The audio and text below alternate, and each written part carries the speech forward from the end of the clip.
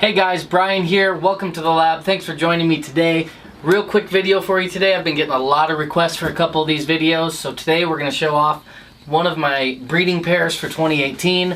I've been getting a ton of requests to see these pairs and what I'm going to do with these guys. This is an update on both my Lilly White and my Axanthic projects. Because that's right, today we're looking at my Lilly White Axanthic pairings. Well, some of them. I got more coming in future videos, so keep an eye out. But today we're going to take a look at this pair. So we'll kick right into it here. With this is our Lilly White male. Now, as you guys know, we got this guy shipped in the middle of last year. He was still kind of small at the time. If you remember our last Lilly White video, he's put on a lot of weight since then. He's big, he's healthy, he's ready to breed, and we just recently paired him up with a couple Axanthic girls.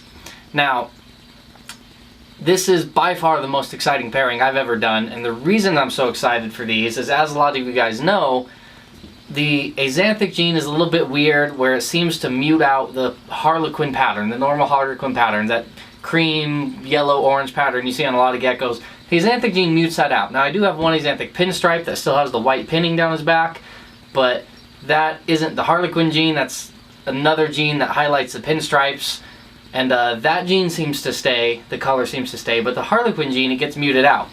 So that brings us back to why I'm excited to breed these to Lilly Whites, is most of this pattern you can see on the side is the Lilly White pattern. It's not normal Harlequin pattern, it's a Lilly White. It's a different gene.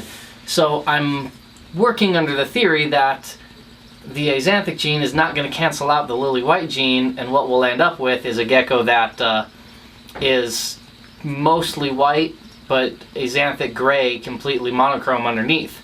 Now the exciting part is, as you guys can see on this guy, and I'm sure you've seen on other Lilly Whites, the white on them is really, really white. The majority of the time when people talk about white markings on their geckos, they're really very off-white, cream, eggshell kind of colored. And indeed, you can see a lot of that on this guy on his back, on his lower sides here. But on the upper sides and on his back legs, and especially on his belly, on the sides there, you can see a different sort of pattern, and that's the Lilly White gene coming into play, and that's all the more white stuff. The Harlequin markings are yellow, and then you can see the white overlaid. That's the Lilly White gene. I don't think the Axanthic is going to mute that out. And the Axanthic gene takes all color out of these guys. So as white as that is, it's going to get even whiter with the Axanthic gene, be pure white, not yellow, not eggshell, not anything, pure white. So I'm really hoping we breed these together. It's going to take a couple generations because Axanthic is recessive. But in theory, we should get monochrome gray colored geckos like these guys with pure stark, just bright white all over them. I can't even fathom what these are going to look like. I'm so excited for it. These are going to be, I really, really believe these are going to be the most incredible geckos we've ever seen in crested geckos. I'm so excited for these. It's a bummer that it's still a few years out to get some, but we're on the right track. So, to show off our group here, this is our boy, this is our Lilly White male. So he is going to be breeding with two Axanthic females this year. The first one is this girl. She's a favorite of mine. Really dark Axanthic girl. You can see here she's very dark, super, almost black.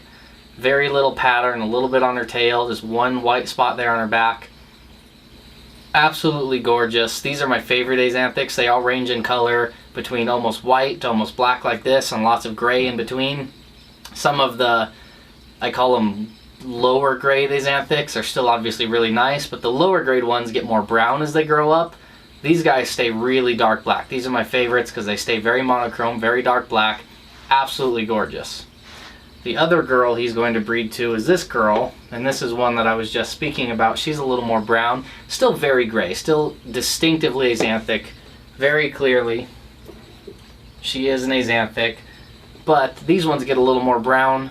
That's common with Axanthics in all species. Axanthic ball pythons tend to brown out, is what they call it, as they grow up, and you can see that here, but still absolutely gorgeous.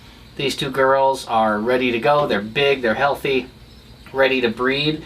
And they met with this boy just a couple weeks ago.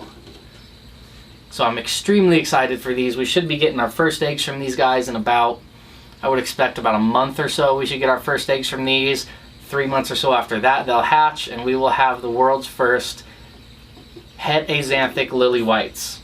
The reason I said before this project's going to take a couple years to really take off is obviously those are going to be het Axanthic Lilly Whites. So we'll then have to grow those up and breed the het Axanthic Lilly Whites back into visual Axanthics or other het Axanthics, and at that point we will get visual Axanthic Lilly Whites. So that's about 3 years away from now, but like I said, you got to start somewhere, and we are finally got this breeding project on the ground. It's rolling. I cannot wait to see what these guys produce. So that's just a real quick update for you guys today. One of my Axanthic Lilly White projects. I'm going to make a couple more videos in the future with different 2018 breeding projects, different morphs I'm working with, as well as more Axanthic stuff, more Lilly White stuff. Hit like, hit subscribe, keep in touch with us, leave me a comment down below. Let me know, what do you guys want to see? What breeding pairs that we're working with do you guys want to get a closer look at? Or if you have any questions about if we're breeding something, let me know. And I'd love to show off more geckos to you guys. So, thanks for joining me today. I hope you guys have a wonderful day. Thank you so much. We'll see you soon.